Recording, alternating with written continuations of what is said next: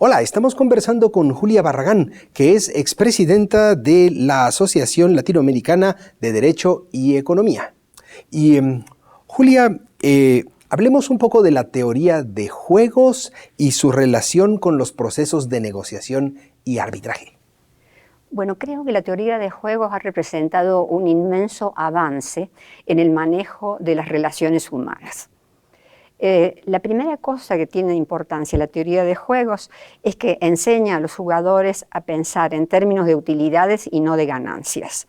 Las ganancias realmente son monótono crecientes, es decir, cuanto más gano, mientras que las utilidades no son monótono crecientes. Hay un punto en que algo que es extremadamente útil empieza a ser menos útil hasta llegar a ser completamente inútil y hasta negativo. Entonces, al introducir este concepto tan novedoso de utilidades, da una enorme posibilidad de efectuar intercambios, porque algo que resulta enormemente útil a mí puede ser perfectamente inútil para mí, y entonces el intercambio se favorece enormemente. En cambio, si hablamos en términos de ganancia, la cosa se hace extremadamente difícil porque lo que por un lado se gana, por el otro se pierde. La posibilidad de que dos partes logren una utilidad, cada una desde su punto de vista, tiene un horizonte casi infinito con la teoría de juegos.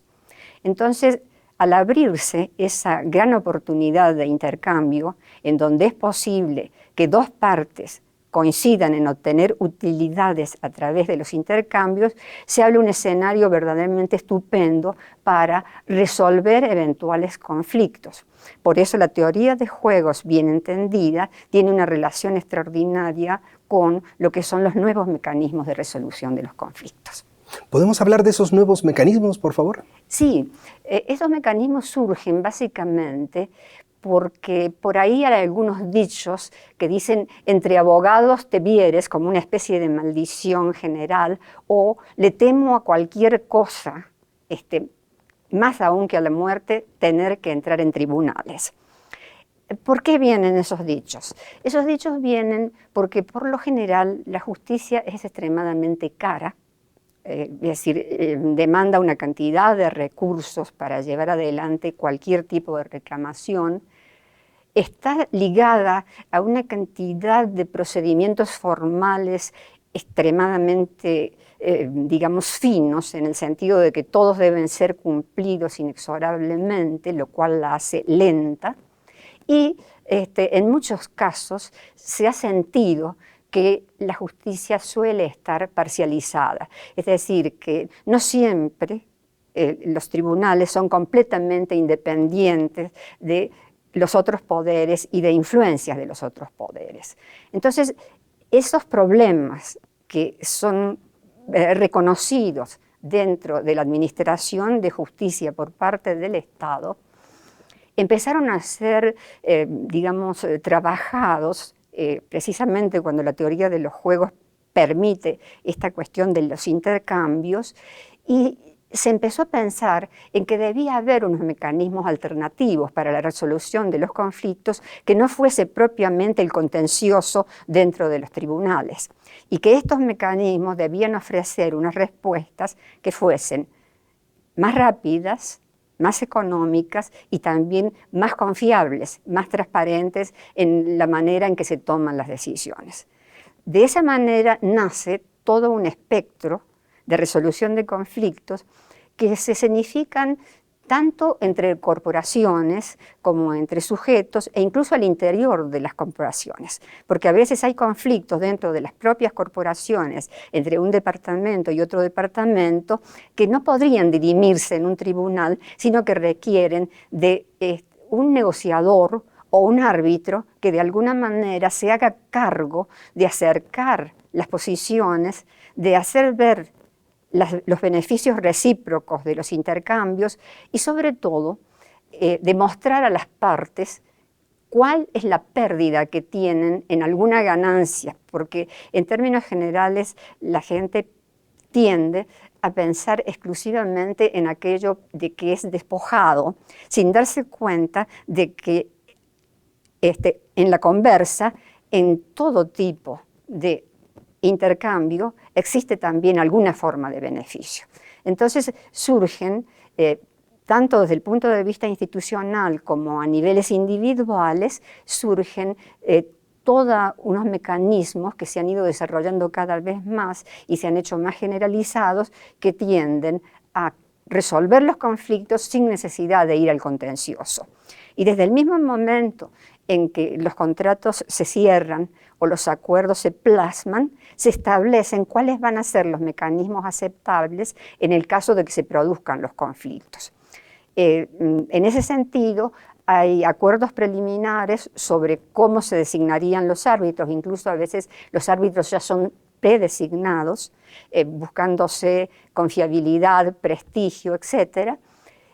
Y acá hay un fuerte incentivo hacia el árbitro para ser ecuánime, rápido, transparente, bien argumentado, porque cuando un árbitro tiene esas condiciones, va a ser convocado por muchas corporaciones ante la presencia de eventuales conflictos, es decir, adquiere un enorme capital que consiste realmente en su prestigio y en su confiabilidad, cosa que normalmente no sucede en el derecho que está institucionalizado como forma del Estado.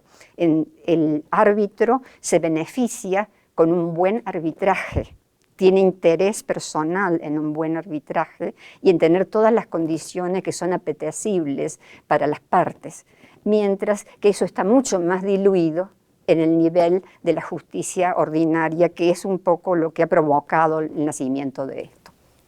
Es fácil ver cómo estos instrumentos y procedimientos son muy útiles, o podrían ser muy útiles, son muy útiles en los campos del derecho mercantil y del derecho civil. ¿Caben en el derecho penal, Julia? Bueno, eso resulta un poco más difícil porque el derecho penal tiene un trasfondo de estar protegiendo unos valores determinados.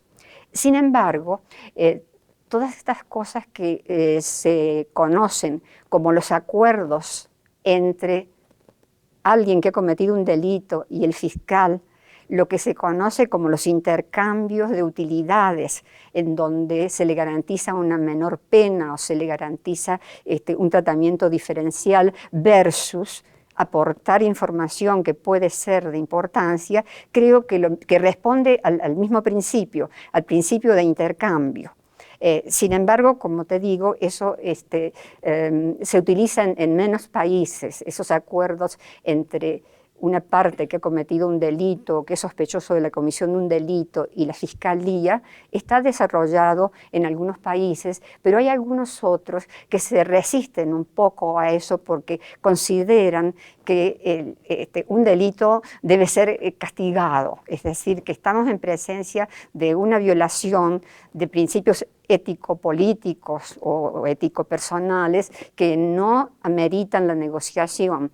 Sin embargo, en estos casos en donde hay los intercambios entre alguien sospechoso de un delito o culpable de un delito y las fiscalías, dan un estupendo resultado porque a veces la fiscalía obtiene una información valiosísima simplemente con la garantía de que tendrán una acusación de menor cuantía.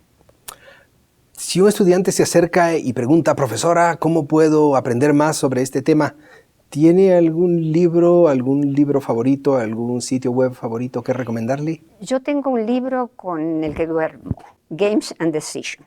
Es tan seminal que realmente no vacilo en recomendárselo a todo el mundo. No es un libro de lectura fácil. Inmediatamente le diría al estudiante, es un libro que llevo muchos años leyendo y que cada vez que lo leo me ofrece una arista, una perspectiva para la solución de los problemas que se me presentan. Es decir, es de ese tipo de libro que se lee una, dos, tres, muchísimas veces y siempre se saca un nuevo provecho. Por eso creo que es un libro seminal que recomendaría abiertamente. Pues muchas gracias por compartir, Julia, estas experiencias e ideas con nosotros y a ustedes también. Muchas gracias.